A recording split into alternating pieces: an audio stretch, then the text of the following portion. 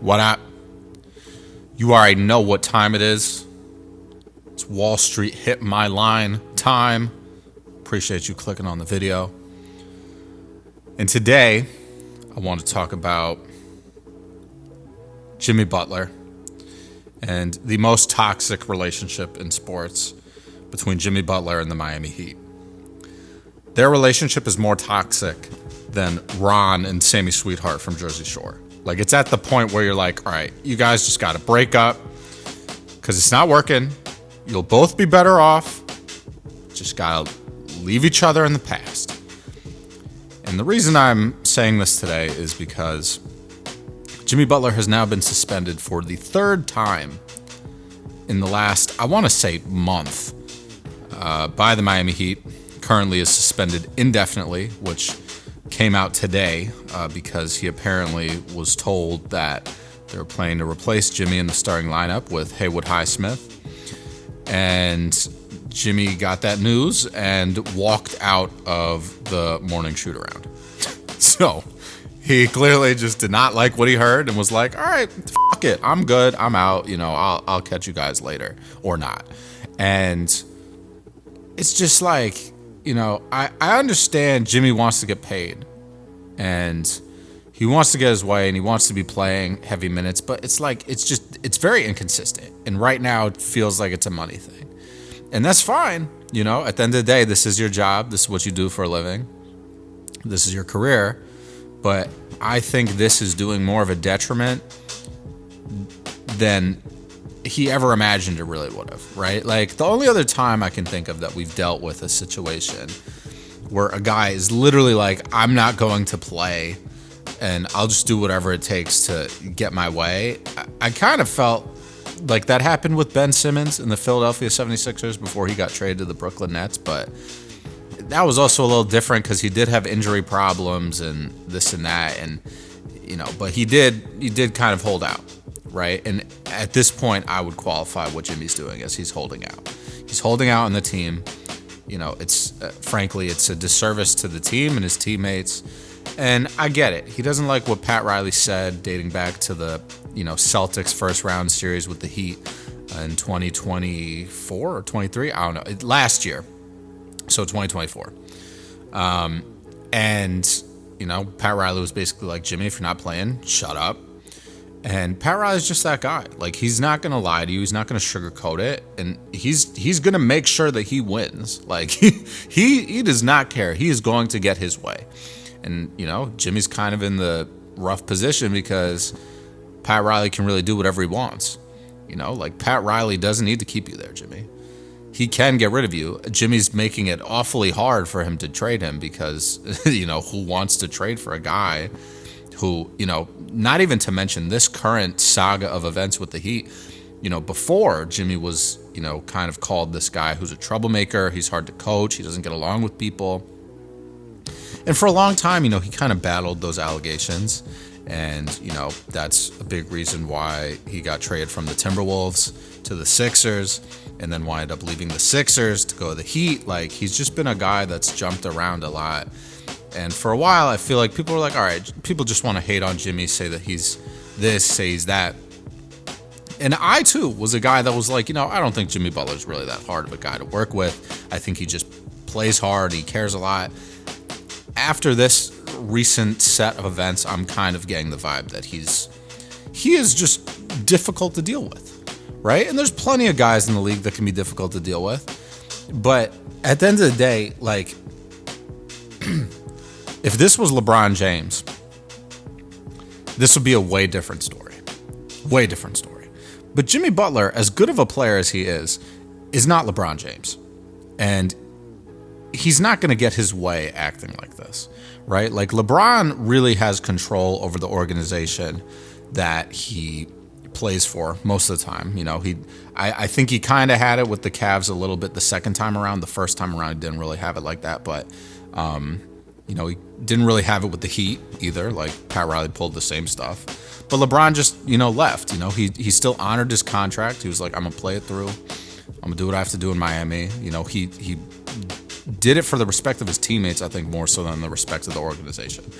And I think LeBron still messes with Spo and D Wade and Chris Bosh and all that. But he kind of saw that, okay, this is kind of coming to an end. I'm gonna get out of here, right? And Jimmy has that opportunity. Like, Jimmy has a player option next season.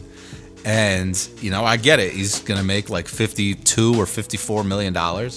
So I just feel like this is effectively losing him money. The amount of times that he's been suspended, I read today, I think he's losing $532,000 for every game that he misses.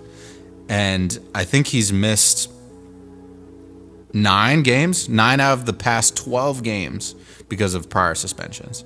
So he's losing so much money. I can't really do the math in my head, real quick, but 9, that's almost 10, right? 10 times 530,000, that's basically $5.3 million. So that's an insane chunk of change. And he's just like cool with losing it. And I shouldn't say that. I don't know if he's cool with losing it, but like, this has got to be tough for the rest of the team too. Like, if you're a guy like Khalil Ware or Tyler Hero or Bam Adebayo, like, what do you think about all this, right? Like, what if you're Haywood Highsmith and Jimmy's now suspended again because he's mad that you're starting in place of him? Like, these are things that his teammates should not have to worry about. Like, oh, is Jimmy gonna get mad that Spo's starting me instead of Jimmy? Like, come on, like, Haywood Highsmith should not have to worry about stuff like that. The rest of the team should not have to worry about stuff like that. And frankly, at this point, they're going to be better off without Jimmy anyway. Jimmy's a talented player, but if he doesn't want to use his talents to really help the team win, then it is what it is, right? But I really do think Pat Riley's going to try to trade him to like Memphis or the Pelicans. He's going to either trade him to the one place they say didn't want to go to in Memphis, or he's going to trade him to a team that is even more uncertain and even way less serious than the Miami Heat and the New Orleans Pelicans. So I'm very excited to see what happens at this trade deadline, because they have to do something. I think even if you get, pennies on the dollar for Jimmy Butler at this point, he's not going to stay. He's going to walk. So you have to trade him, right? And he kind of put the Miami Heat in a bad position, but at the end of the day, like, you got to do what you got to do, right? It's just, those are the cards that got dealt in this situation. But it's such a toxic relationship that Jimmy and this team have. Like, I really just, like, it popped up on my phone today again, and I was like, there's no way they're suspending him for the 3rd time. And now he's suspended indefinitely. So, like, he's definitely not coming back. But it's just like, I can't even believe that this has gotten this far, right? Like, they could have dealt with this in the summer after Pat Riley said that, and they lost that series against the Celtics. Like, I'm sure there was a dialogue then, but Pat Riley was like, no, we're gonna figure it out. Like, I really don't get what's going on.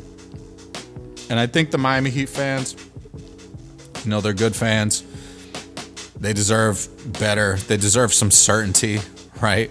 And this team has always overachieved. So I think even if you trade Jimmy Butler and you don't get back the pieces that you necessarily want, either they're going to materialize those pieces into a different trade eventually, probably in the offseason or next season.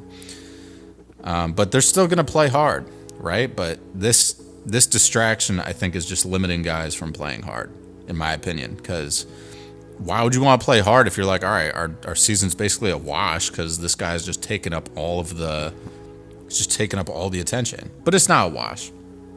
They're still, jockeying for position. They're kind of doing the Miami Heat classic and finding their way into like the end of the playoff race in the Eastern Conference. So they'll probably be a play-in team, and they might make it in, they might not. So either way, they're going to be back in that same spot they were last offseason, kind of like picking in like the 13 to 17 range in the first round. And this is a deep draft, so I think they're going to be just fine. But if they can get some draft capital back for Jimmy Butler, whether it's first round picks or second round picks or picks that aren't, going to be conveyed until 2030, just get something. You got to just nip this situation in the bud and be done with it. But I want to know what you guys think. What do you think about Jimmy Butler and the Miami Heat? Do you think one side is more in the right than the other? want to know your thoughts and your opinions, because this is a very interesting situation and I want to discuss it with you all. So please leave some comments down below. Let me know your thoughts. As always, if you enjoyed the video, please give me a like. I would greatly appreciate it. If you're not already subscribed, go ahead and hit that subscribe button. And that's all I got for you guys. So catch you with the next one. Stay safe, handle your business, stand on business. Peace out.